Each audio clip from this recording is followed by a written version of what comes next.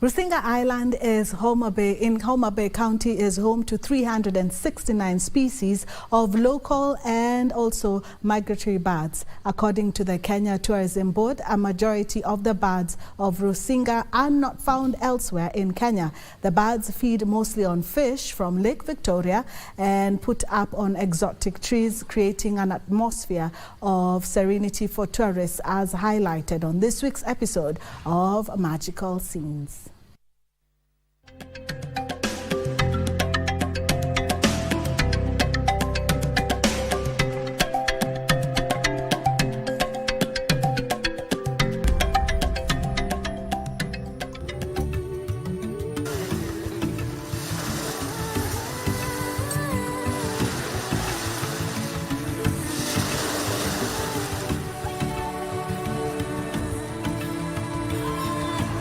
The morning hours in Rusinga are mostly cool and refreshing.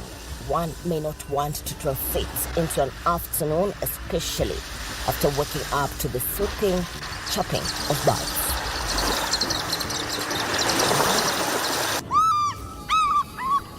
From the fish eagle to elusive double-toothed barbets, as well as sandbirds and kingfishers, Rusinga is simply among the best when it comes to a bird lover's paradise.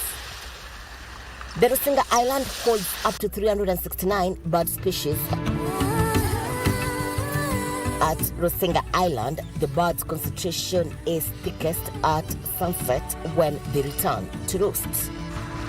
The 16-kilometer-long island lies on the eastern stretch of Lake Victoria, with most of the birds feeding on the fish from the lake. The island, also known as a breeding ground for many of the bird species, has birds perched on trees basking in the sun, if not fishing, or just frolicking in the water. One of the most favorite birds to repeat clients here is the fish eagle. The bird holds cultural significance in many African communities. It is often a symbol of power, strength, and freedom. The African fish eagle has a dark body and a white head, with the females being larger than males. The eagles are considered among the top predators, and their fishing tactics are arguably mesmerizing. The little white egrets, on the other hand, are known for their distinct features. The egret is nomadic, depending on water levels in wetlands, and migratory too. The African jacana, also famous at the Rusinga Island, has long toes and long claws that enables it to walk on floating vegetation in shallow lakes, which turns out to be its preferred habitat. And I actually like the place because of the nature and the cooling effect of the water. Yep.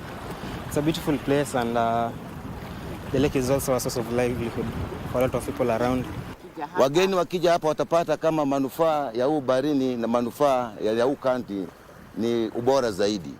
Kwani tuko na mahoteli nyingi, zingine ziko pale, zingine ziko pale, zingine ziko hata kwa visiwa za huku ndani.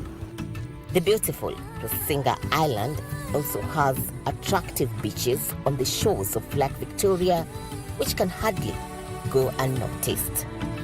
Irene Mchuma Odim, Magical Scenes, and Rusinga, the county of Homa Bay.